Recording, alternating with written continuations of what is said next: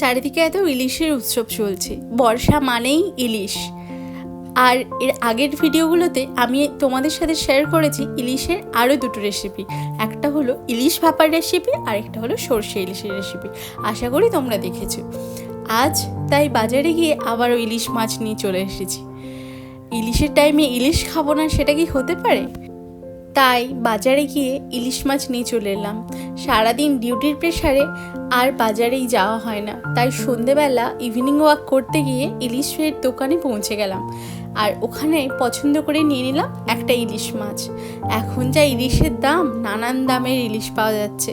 আজ আমি তোমাদের সাথে শেয়ার করব ইলিশ বেগুনের রেসিপি। বেগুন দিয়ে ইলিশের ঝোল কে কে খেয়েছো আমাকে কমেন্টে জানিও। আজ আমি তোমাদের সাথে শেয়ার করব কিভাবে বেগুন দিয়ে ইলিশ মাছ রান্না করবে। আর এর জন্য যা যা ইনগ্রিডিয়েন্টস লাগবে সেগুলো আমি নিয়ে নিয়েছি। প্রথমে এখানে 2 পিস ইলিশ মাছ নিয়ে নিয়েছি আর একটা বড় সাইজের বেগুন কেটে নিয়েছি। তো প্রথমেই আমরা মাছটাকে ম্যারিনেট করে দেব নুন, হলুদ আর সামান্য সর্ষের তেল দিয়ে, যেটা ইলিশের যে কোনো রেসিপিতেই এভাবেই ম্যারিনেট করা হয়। তো মাছটাকে ম্যারিনেট করা আমার হয়ে গেছে। এখন বেগুনটাকে নুন হলুদ দিয়ে মেখে আমাদের স্যালো ফ্রাই করে নিতে হবে। ডিপ ফ্রাই করার দরকার নেই।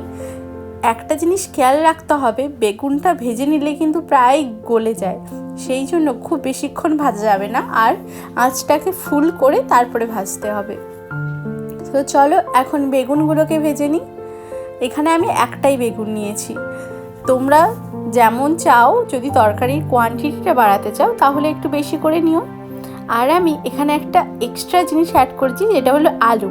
এটা কিন্তু অপশনাল, যেহেতু আমি একটাই তরকারি বানাচ্ছিলাম সে কারণে আমি আলুটা অ্যাড করেছি। তোমরা চাইলে আলুটা কিন্তু অ্যাড করতে পারো, আলুটা ভেজে নিলেই হবে বেগুনের মতো করে। আর তাছাড়া এমনি ইলিশ দিয়ে বেগুনের ঝোল হলে সেখানে আলুটা দেওয়া হয় না। আমি এখানে এক্সট্রা আলুটা ব্যবহার করেছি। আমার হাজব্যান্ডের আলু খুবই প্রিয়, সেই কারণে তোমরা চাইলেও ব্যবহার করতে পারো, এটা খুবই ভালো লাগে। তো চলো, বেগুনটা ভাজা হয়ে গেছে, এখন আমি বেগুনটাকে নামিয়ে নেব। আর ওই তেলে আলুটা নুন হলুদ দিয়ে মেখে ভেজে নিচ্ছি।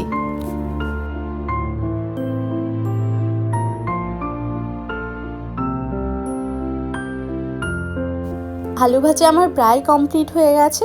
এরপরে সেই আলু ভাজার তেলেই আমি এখানে দিয়ে দেব 1 চামচ মতো কালো জিরে, তারপরে দিয়ে দেব 2টো কাঁচা লঙ্কা। এরপর কালো জিরে আর কাঁচা লঙ্কাটাকে আমাদের ভালো করে একটু ভেজে নিতে হবে। গ্যাসের ফ্লেমটা কিন্তু লোতে রাখবে, না হলে পুড়ে যাওয়ার চান্স থাকবে। এরপরে একটা বাটিতে আমি 3টে মশলা দিয়ে মিক্স করে নিচ্ছি, নুন, হলুদ আর 1 চামচ মতো জিরে গুঁড়ো। এটাকে আমরা মিক্স করে নিচ্ছি, কারণ আমরা যদি এই মশলাটাকে তেলের মধ্যে দিই তাহলে কিন্তু পুড়ে যাওয়ার চান্স থাকবে। যদি আমরা আগে জল মিক্স করে এটাকে তারপরে অ্যাড করি কড়াইতে, তাহলে কিন্তু পুড়বে না। চলো, এখন মশলাটা প্রিপেয়ার হয়ে গেছে, আমরা কড়াইতে এই মশলাটা দিয়ে দেব। এখানে খুব বেশি কিন্তু আদা রসুন কিছুই লাগে না, শুধু নুন, হলুদ, কালো জিরে আর কাঁচা লঙ্কা, তাতেই এত ভালো টেস্ট হয় কি আর বলবো। একবার তোমরা অবশ্যই বাড়িতে কিন্তু বানিও। এরপরে আমি হাফ গ্লাস মতো জল দিয়ে দিয়েছি, আর সামান্য নুন আর সামান্য চিনি দেব। চিনিটা কিন্তু দিতে পারো, চিনিটা দিলে ভালোই হয়। যেহেতু দেখবে আমরা বেগুন ভাজা করলেও তাতে চিনিটা অ্যাড করি না, এখানেও তোমরা হালকা চিনিটা দিতে পারো মশলাটাকে ব্যালেন্স করার জন্য। ঝোলটা ফুটে উঠলেই আমরা যে মাছটাকে ম্যারিনেট করে রেখেছিলাম সেই মাছটা এখানে অ্যাড করে দেব, আর তার সাথে বেগুন আর আলুটা ভেজে রেখেছিলাম সেটাও দিয়ে দেবো। এখানে তোমরা বলতে পারো যে 2 পিস মাছে এত কেন আলু বেগুন দিয়েছি, আসলে তরকারির কোয়ান্টিটিটা বাড়ানোর জন্যই আমি এটা দিয়েছি। এরপরে কিছুক্ষণ 5 মিনিট মতো আমাদের ঢাকা দিয়ে রাখতে হবে। আর ঢাকা দেওয়ার আগে 2টো কাঁচা লঙ্কা এখানে দিয়ে দেব। কাঁচা লঙ্কার একটা আলাদাই ফ্লেভার থাকে, যেটা তরকারিতে খুব ভালো লাগে।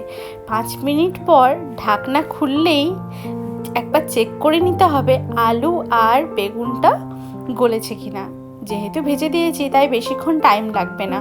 আর মাছটা উল্টানোর সময় একটু সাবধানে, এত নরম তো ভেঙে যাওয়ার চান্স থাকবে, বেশি নাড়ানাড়ি না করাই ভালো।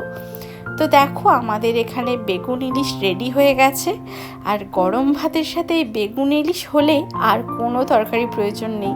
তাই আজকের আমাদের দুপুরের মেনুতে ছিল ইলিশ দিয়ে বেগুনের ঝোল আর তার সাথে গরম ভাত, দেখো দেখেই কত টেস্টি লাগছে না? খেতেও কিন্তু অসাধারণ হয়েছিল। তোমরা একবার বাড়িতে অবশ্যই ট্রাই করো, আর রেসিপিটা কেমন লাগলো আমাকে কিন্তু কমেন্টে জানাতে ভুলো না।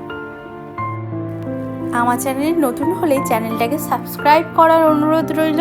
সবাই খুব ভালো থেকো, দেখা হচ্ছে আবার নতুন কোনো ভিডিওতে। সবাই ভালো থেকো, সুস্থ থেকো, আর সবাইকে ভালো রেখো। আজ তাহলে আসি, দেখা হচ্ছে পরের নতুন কোনো ভিডিওতে।